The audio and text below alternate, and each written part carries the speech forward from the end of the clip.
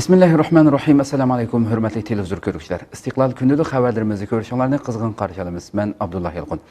Programmamizda vatanimiz Sharq Turkiston va dunyodagi kun tartibida bo'layotgan xabarlarni huzuringizga sunishga tirishimiz. Qaynamsiz diqqatinglar ekranimiz bo'lsin. Sharq Turkistonda yer tavridi. Qrim xabar agentligining bildirishicha 6 aprel Sharq Turkistonning Qarimay shahrida 6.2 bal yer tavrigan. Bu xabarni Rossiya Fanlar Akademiyasi Birlashma Geofizika Mulozimat Markazi Altay sayon tarmog'ining sonliq ma'lumotlarida 6 aprel soat 11:32 minut o'tganda Sharq Turkistonning Qarimay shahri Buloq rayonida 6.2 bal yer tavriganligi, vayron qilish kuchining ig'ir ekanligi, hozircha o'lim yetim haqida ma'lumot berilmaganligi bildirildi. Ammo Xitoy xabar manbalarida 6 aprel Sharq Turkistonning Qarimay shahrida Qarimay rayonida 2 bal yer tavriganligi, tavrish chunqurligining 10 kilometr, tavrish doirasining 15 kilometr ekanligi bildirilgan. Ma'lum bo'lishicha, tavrish Qarimay rayonidan 30 kilometr, Jaranbuloq rayonidan 33 kilometr, Toli noyisidan 75 kilometr yiroqlikdagi rayonda yuz bergan.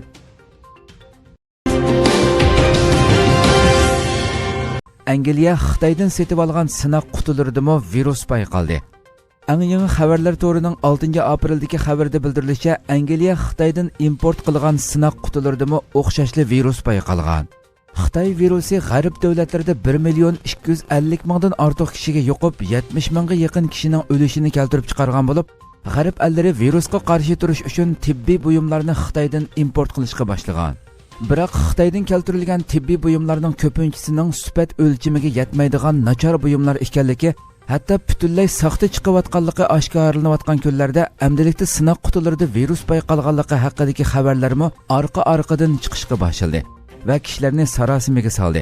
Navbatda Lyuksemburgdagi bir shirkat tekshirish orqali Angliya Xitoydan setib olgan sinoq qutilarida virus borligini bayqagan.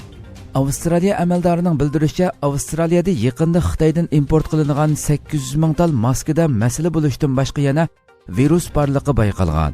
Shu munosabat bilan Xitoydan import qilingan 12 million dollar qimmatidagi bu maskalar musodara qilingan. Turkiyada virus sababidan qazo qilganlarning soni 649 ga yetdi. 6 aprel Turkiya Cumhuriyeti Səhiyyə Ministerligi o'zining ijtimoiy uchur sahifasida Xitoy virusi bilan qazo qilganlarning 649 ga yetganligini e'lon qildi. Səhiyyə Ministeri Fahrettin Koca tunugun kecha Turkiyadagi Xitoy virusi bilan yuqumlanish ahvolini e'lon qilib, virus bilan yuqumlangan deb gumon qilingan 21.400 kishini tekshirish orqali bir kun ichida 3148 kishining virus bilan yuqumlanganligining aniqlanganligini, buning bilan Turkiyada Xitoy virusi bilan yuqumlanuvchilarning 30.217 ga yetganligini, bir kun ichida yana 75 kishi qazo qilib, jami qazo qilganlarning 649 ga yetganligini e'lon qildi. Ministr yana bugun davolanayotgan bemorlar ichida 284 nafarining salomatligining asliga kelganligini, 1415 bemorning kasali og'ir ekanligini, yaxshilanayotgan bemorlarning soni kun sari oshayotganligini, Xitoy virusiga fursat yaratib bermaslik uchun uydan sirtqa chiqmaslik qoidasiga rioya qilish kerakligini bildirdi.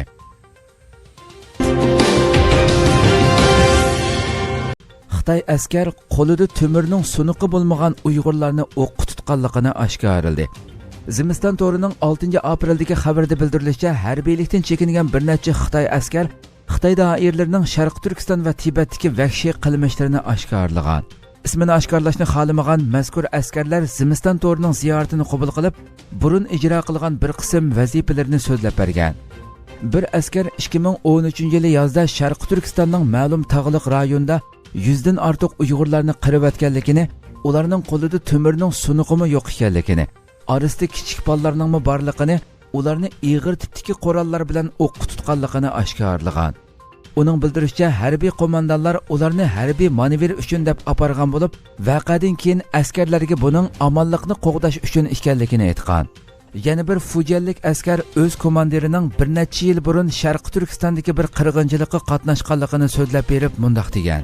Komandirning deb berishicha, askarlar kunduzi puxrochi kiyinib Xitoylarning uyiga birma-bir kirib, ularning shu kechasi derizlarni gazit bilan to'sib etishi lozimligini, chiroq yondirmasligi, sirtqa chiqmasligi, hatto qaramasligi kerakligini aytibdi. Xitoy puxrolar kechasi o'q ovozlarini anglabdi. әтісі u yerdagi Uyg'urlarning yo'qab ketganligini ko'ribdi. Qonlarimi butunlay tozalab etilibdi. Yana bir askar Xitoy doiralarining Tibetdagi qirg'inchiliklarni oshkorlab, 2011-yili Tibetdagi ma'lum bir joyda Xitoyga qarshilik ko'rsatgan rohiblarni qorshab, ularni o'qqa tutganligini, komandirlarining buyruq tushirib, kim ko'p o'ltirsa shuni mukofotlaydiganligini aytganligini bildirgan. Askarlar yana buyruqni rad qilganlarni boshliqlari yushirin etib etadiganligini, oilasilarga bo'lsa ma'lum hodisada o'lib ketdi deb ishni tugatadiganligini oshkorlagan. Askarlarning bildirishicha, Vinchuandagi cho'ng yer tavrashda Xitoy doiralari qutqizish uchun borgan askarlarga 18 yoshdan 40 yoshgacha bo'lgan kishilarni qutqizishga buyurgan. Shundaqli yashanganlar va bolalar bilan kori bo'lmasligi kerakligini, ularning jamiyatga yuk bo'ladiganligini aytgan. Askarlarning oshkorlashicha, Xitoy doiralari yana Hong Kongdagi namoyishni bostirish uchun alohida qismning askarlarini avatgan. Ammo buni yoshirish uchun ularni yangidan harbiylikka tizimlatganlar qatorida Hong Kongga kirgizgan. Shundaqli ularning maxfiyatlikni saqlashi kerakligini, bo'lmasa ig'ir jazolanadiganligini bildirishgan. Ziyoratni qabul qilgan harbiylar o'zlari shohid bo'lgan qirg'inchiliklarni hargiz unuta olmaydiganligini, shu voqealardan keyin Xitoy Kompartiyasining haqiqiy yuzini tunib yetganligini bildirishgan. Bu yil tunji faslda zo'r turkumdagi Xitoy shirkatlari vayron bo'ldi. Fransiya xalqaro radiosi to'rining xabarida bildirilishicha, virus yuqumi sababli bu yil birinchi faslda Xitoydagi 460 ming shirkat korxona vayron bo'lgan. Mazkur dokladni Hong Kongdagi Janubiy Xitoy atiganlik gazeti e'lon qilgan bo'lib, virus yuqumining Xitoy iqtisodiga ig'ir zarb berishi natijasida zo'r turkumdagi shirkat korxonalar taqalganligini jakarlashga majbur bo'lgan. Bular eksport savdosi bilan shug'ullanadigan 26 ming shirkatni o'z ichiga oldi ekan. Bulardan sirt Xitoyda yangidan tizimlatgan shirkatlarning sonida zo'r darajada ozish ahvoli ko'rilgan bo'lib, birinchi faslda Xitoyda yangidan anga oldirilgan shirkat 3 million 200 ming bo'lib, oldingi yilgi o'xshash mazgildagidan 29% tuvanlab ketgan. İctimai taratqularda nurg'unlagan shirkatlarning mol chiqarolmay yoki zakos ololmay xizmatchilarning ishsiz qolganligiga aloqador sinlar ko'plab tarqalgan. Mutaxassislar bu haqda to'xtalib, Xitoyda yuqum kontrol qilingan bo'lsa-mu, ammo iqtisodga bo'lgan salbiy ta'sirining texi oxirlashmaganligini, bo'libmi butun dunyoda Xitoy virusining yamrab ketishiga ergashib, Xitoy shirkatlarining teximi ig'ir zarbiga uchraydiganligini bildirgan. Birlashgan Millatlar Tashkiloti yovvoyi hayvon bozorlarini cheklash chaqirig'i e'lon qildi. Birlashgan Millatlar Tashkiloti biologiyalik ko'p xillik ahdinomasining direktori Elizabeth Maruma Merima Wuhan virusining tunji chiqqan yeri deb taxmin qilinayotgan Wuhandagi yovvoyi hayvonlar bozoriga o'xshash barliq yovvoyi hayvon bozorlarini cheklash chaqirig'i e'lon qildi. Merima Guardian gazetiga bergan bayonotida kelgusidagi yuqumli ofatlarning oldini olish uchun tirik yoki o'lik yovvoyi hayvonlar sotiladigan bozorlarning cheklanishi kerakligini ta'kidladi. Afrikada o'tirg'a chiqqan Ebola va Sharqiy Osiyodagi shaparanglardan insonlarga yuqqanligi aniqlangan Nipah virusining manbasining yovvoyi hayvon ekanligini eskartgan Merima, kirimi to'van va turmushini yovvoyi hayvonlardan qamdaydigan xalqlar uchun boshqa tanlashlarni borliqqa keltirish kerakligini o'tirg'a qo'ydi. Merima agar bu xalqlar uchun boshqa tanlashlar borliqqa keltirilmaydi ekan, qonunsiz yovvoyi hayvonlar savdosi ko'payishi mumkinligi va ba'zi jonliqlar turining yo'qolish xavfiga duch kelishi mumkinligi haqida ogohlantirishdi bo'ldi.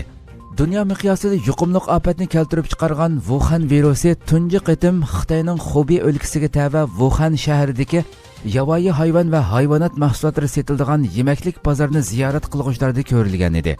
Shaparanglarda bo'ladigan bir beta koronavirusining o'zgarishga uchrab, pangolin yoki yilon orqali o'milguchi hayvonlar orqali insonlarga tarqaldiganligi mo'ljallanmoqda.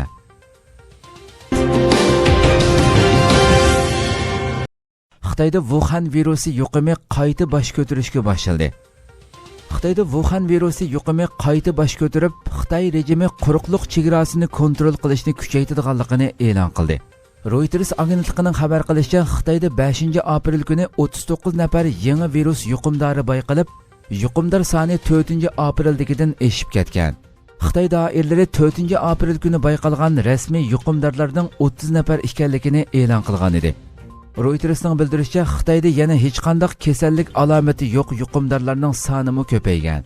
Xitoy Sahiyya salomatlik komiteti 6-aprel e'lon qilgan uchurida 5 aprel kuni bu xil yuqumdorlardan 78 bayqalganligini bildirgan. Halbuki buningdan bir kun avval bu xil yuqumdorlarning soni 49 deb e'lon qilingan edi. Xitoy doiralari Wuhan virusining Xitoyda kontrol qilinganligini ilgari surib, ishlab chiqarish, savdo, ma'arif, ko'ngil ochish, sayohat ishlarini keng ko'lamlik asliga keltirishga boshlagan mezgilda yuqum qayta bosh ko'tarishga boshlagan. Minglagan Uyg'ur ishlamchilarini Xitoy zavod korxonalariga majburiy yo'tkigan edi. Xitoy Wuhan virusi yuqumi boshlanish bilan yuqumni yoshirib, uning dunyoga keng ko'lamlik tarqalishini keltirib chiqarish bilan ayblanib keldi. Reuters'ning bildirishicha, doirlar Wuhan shahriga qartilgan qamalni 8 aprel bekor qilishga tayyorlik qilayotgan bir vaqtda kasallik alomati yo'q yuqumdorlarning ko'payishi andishi qo'zg'agan. Xitoy doirlari 6 aprel yig'in chaqirib, quruqliq chegara eg'izlarini kontrol qilishni kuchaytirishni, Wuhan virusi yuqumdorlarining quruqliq chegarasidan kirishini cheklashni talab qilgan.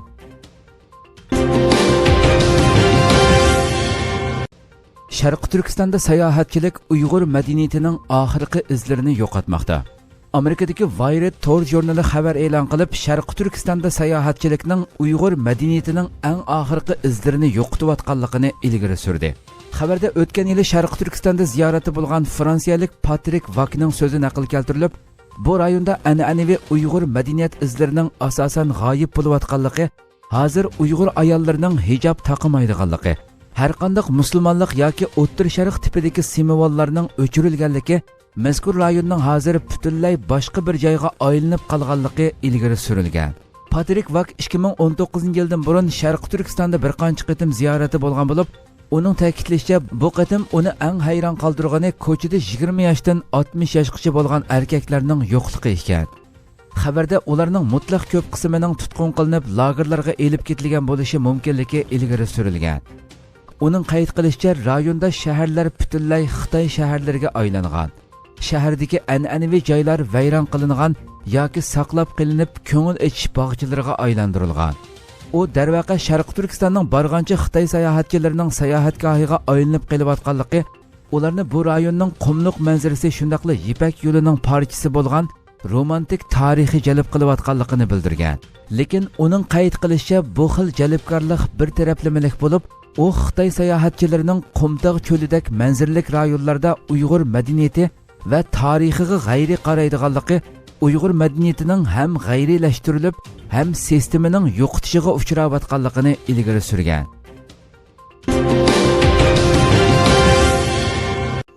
Germaniya ovoz radiosi yuqumning texi oxirlashmaganligini, Xitoyning oldirab, ko'ranglab ketganligini ilgari surdi.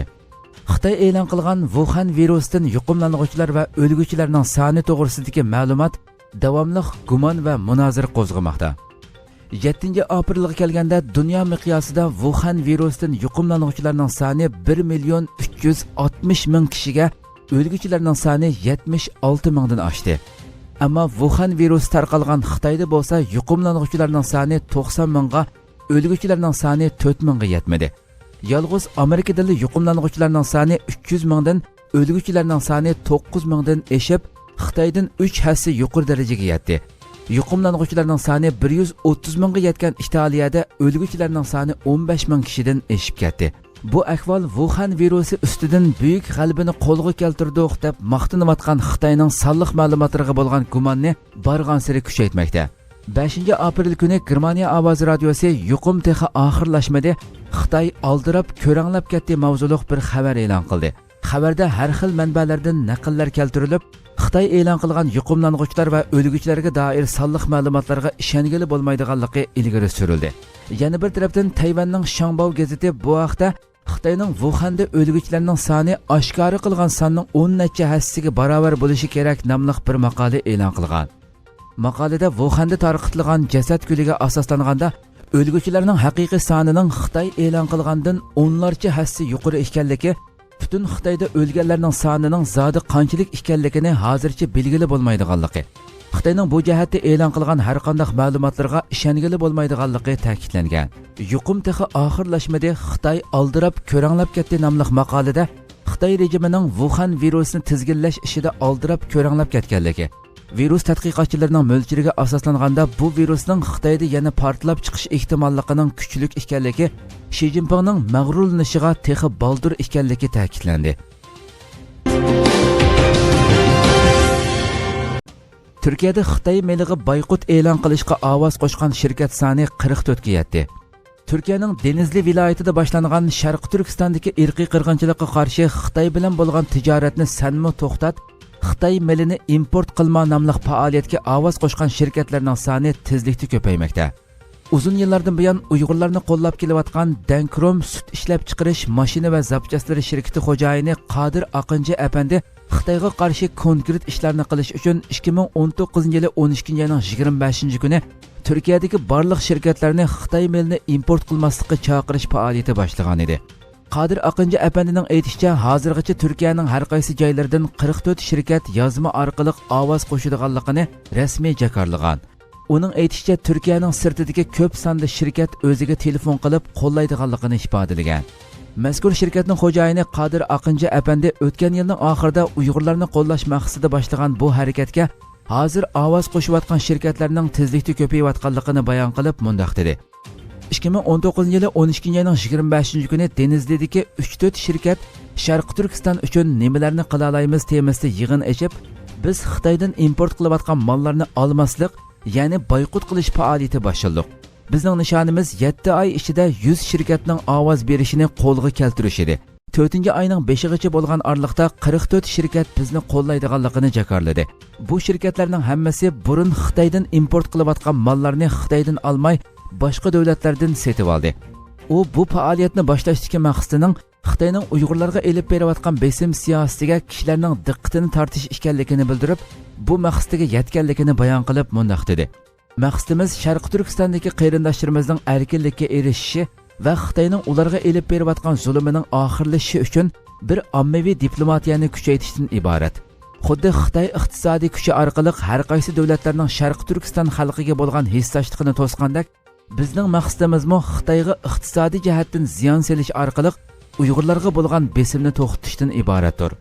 Qodir Aqinchi apandi so'zda yana Sharq Turkistondagi irqiy qirg'inchilikqa qarshi Xitoy bilan bo'lgan tijoratni sanmi to'xtat, Xitoy milini import qilma nomli faoliyatga 5 Uyg'ur shirkatining ovoz qo'shganligini bayon qilib mundaq dedi. Hozirgacha 5 Sharq Turkistonlikning shirkati boshqa davlatlar orqali import qilayotgan Xitoy mollarini olmaydigan bo'ldi. Sharq Turkistonlik qarindoshlarimiz bizning bu faoliyatimizni har xil yo'llar orqali qo'llayotdi. İctimai taratqular, torlar orqali xabarlarimizni tarqatyotdi. Men ularga rahmat aytaman.